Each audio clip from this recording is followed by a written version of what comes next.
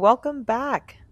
Today we are going to be replacing this very sad mailbox. It has been bumped into and run over, and it's time to go. The first thing we have to do is clean it. Now, if you're like me and casually supported an MLM before you knew that it was an MLM, you're going to grab your Young Living orange oil and rub it on the places that need cleaning. This one I think was a return, so there was some sticker residue on the front.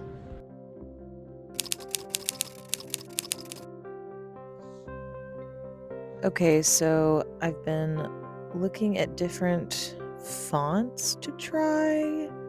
I kind of like this little swirly one, but then I did it kind of pointy, and I liked that. So I tried it out a couple more times, and then I drafted this, which is so cute. A little mod moment. I just think it's so sweet. It's always wise to test your things in a swatch test. I don't necessarily always do it, but for this that was going to be out in the front yard and be there hopefully till well after we move, I just wanted to make sure it wasn't going to look weird or patchy. So here I am just testing regular plain old black acrylic on the bottom of the mailbox. Looks pretty good. There were some places where I needed to go over it twice, which is better to do after it's dried than wet. The other thing I wanted to do a spot test with was this sealant, because I just wanted to make sure it wouldn't be yellowy or weird. While that's drying, I'm going to test painting, pick a brush that I like, just filling in this template that I made to make sure that I actually do like it. The letters for the front, or the numbers for the front don't really match the numbers on the side, but I don't actually care. I think they're cute, and you don't often see them at the same time, so not that big of a deal to me. And now for the super nerve-wracking part, actually painting it.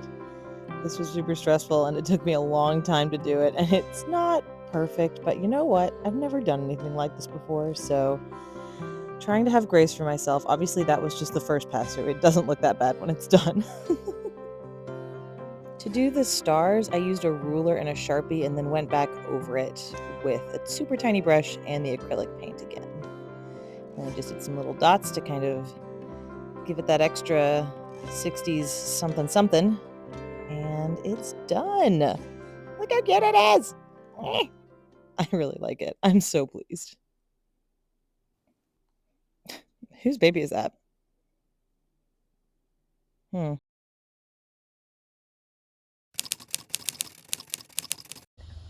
So the mailbox is done, and now I just need to do numbers on the post. I've been sketching out some ideas for numbers, and honestly, the first one that I did might be my favorite. I'll show you.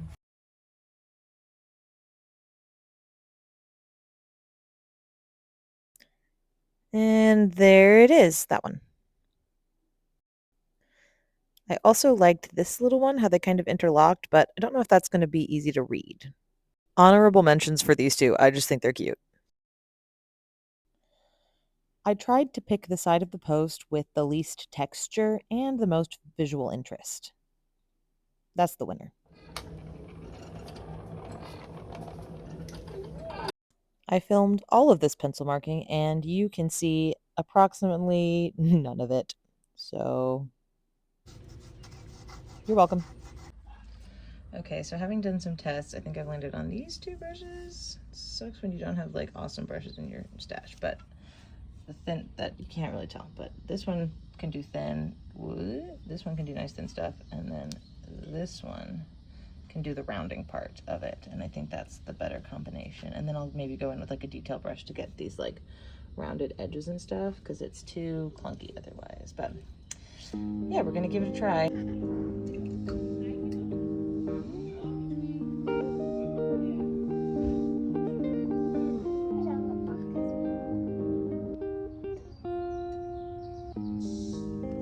Can I step on it? You can. I can get out some water in here.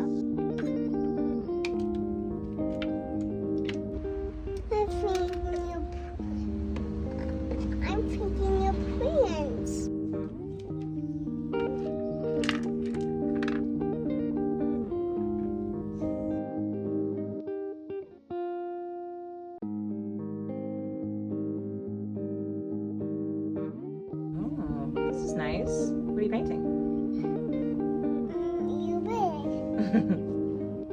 To mount the mailbox, we dug a hole and put a little bit of concrete at the bottom because people park on the street in our neighborhood and they don't always park well. Final steps, and it is all assembled and ready to see. So I did not have my camera with me, but please enjoy this recreation of what just happened at my mailbox, starring me as the mailman.